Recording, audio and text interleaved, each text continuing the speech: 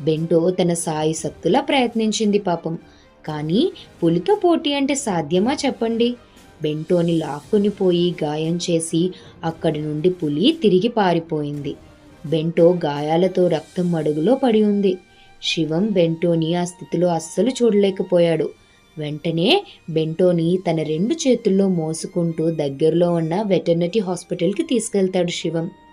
Bento treatment తీసుకున్నా కూడా గాయాలు బాగా తగలటం వల్ల డాక్టర్ బెంటోని కాపాడలేకపోయారు.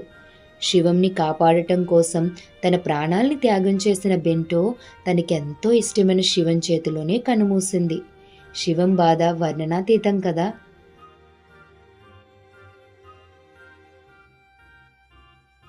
కుట్టి ఫ్రెండ్స్, ఈ సంఘటన మనసుకి హత్తుకునేలా ఉంది కదా. బెంటో ఒక వారియర్. ఎందుకంటే తన శక్తిని మించి ధైర్యంతో తన ఓనర్ ప్రాణాల్ని కాపాడాలి అనుకుంది. తన ప్రాణాలు కోల్పోయినా సరే అనుకున్నది చేసి చూపించింది.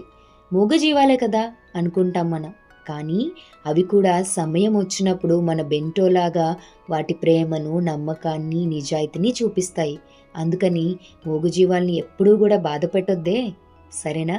ఇంకెందుకు ఆలస్యం, వెళ్ళి మన కుట్టి కథల యూట్యూబ్ ఛానల్ని సబ్స్క్రైబ్ చేసేయండి. మరొక మంచి కథతో మీ కుట్టి త్వరలోనే మళ్ళీ మీ ముందుకు వస్తుంది. అంతవరకు బాయ్, మళ్ళీ కలుసుకుందాం.